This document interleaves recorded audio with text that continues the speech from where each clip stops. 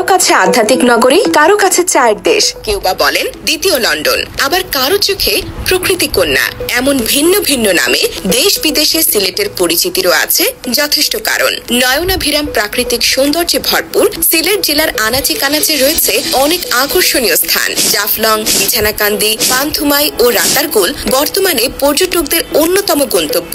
হযরত শাহজালালের পুণ্যভূমি, হাসন রাজা কিংবা বাউল সম্রাট শাহ আব্দুল করিমদের স্মৃতি বিজড়িত জেলা সিলেট। এখানে পাখির কিচিরমিচির, কোলাহলমুক্ত পরিবেশ, সবুজ ক্ষেত, ঘন অরণ্য, আবার কোথাও কোথাও পর্বতমালা। এসব দেখে যে কেউই হয়ে উঠবেন আনমনা। প্রকৃতির আশীর্বাদ পুষ্ট সিলেটের ইতিহাস জেনে আসা যায়। 1874 সাল পর্যন্ত সিলেট জেলা ছিল ঢাকা বিভাগের অন্তর্ভুক্ত। 1874 সালের 12 সেপ্টেম্বর নবসৃষ্ট আসাম প্রদেশের সঙ্গে সিলেটকে সংযুক্ত করা হয়। এরপর সিলেট পৌরসভা গঠিত হয় 1878 সালে। 1947-এর আগ পর্যন্ত বঙ্গভঙ্গের সময়টুকু বাদ দিলে সিলেট আসামেরই অংশ ছিল। 1947 সালে ভারত ভাগের সময় গণভোটের মাধ্যমে সিলেট জেলা তৎকালীন পূর্ব পাকিস্তানের সাথে যুক্ত হয়। 1983-84 সালে প্রশাসনিক পুনর্গঠনের সময় বৃহত্তর সিলেট জেলাকে 4টি নতুন জেলা সিলেট, সুনামগঞ্জ, হবিগঞ্জ ও মৌলভীবাজারে বিভক্ত করা হয়। এরপর 1995 সালের 1 আগস্ট সিলেট দেশের 6ষ্ঠ বিভাগ হিসেবে মর্যাদা পায়। পাহাড়, হাওর আর বনের বৈচিত্র্যে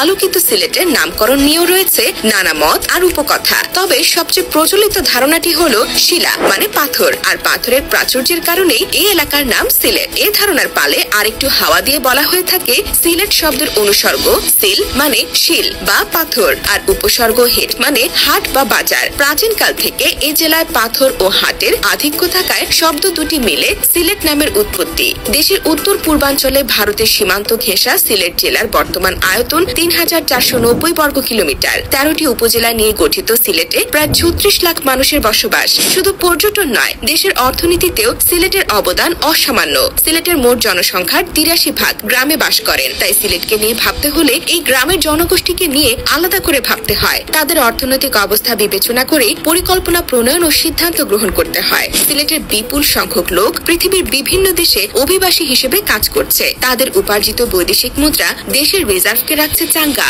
সিলেটের পাথর ও বালির গুণগত মান দেশের অন্যান্য জেলা থেকে এগিয়ে। এছাড়া সিলেটে প্রাকৃতিক গ্যাসের মজুদ রয়েছে, যা সারা দেশের সিংহভাগ চাহিদা পূরণ করে। স্বাধীনতা যুদ্ধে সিলেট জেলার ভূমিকা ছিল দৃশ্যমান। মুক্তি বাহিনীর প্রধান সেনাপতি জেনারেল এম.এ.জি. ওসমানী এই জেলারই কৃতি সন্তান। সিলেট আরো অনেক গুণী ব্যক্তিত্বের জন্ম দিয়েছে। অভিনেতা সালমান শাহ এবং উপমহাদেশের বিখ্যাত কণ্ঠশিল্পী রুনা লায়লার জন্ম সিলেটের মাটিতে। শিক্ষাক্ষেত্রে সিলেটে এসেছে আমূল পরিবর্তন।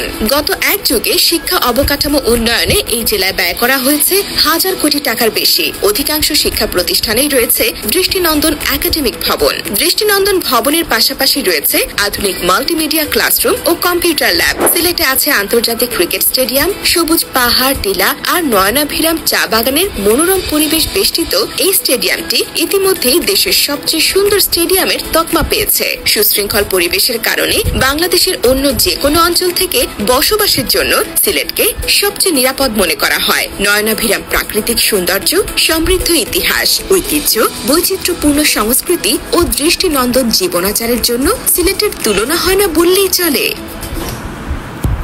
ধন্যবাদ আপনারা এতক্ষণ আমাদের ভিডিওটি দেখার জন্য, আমাদের ভিডিওর সাথে থাকার জন্য ধন্যবাদ।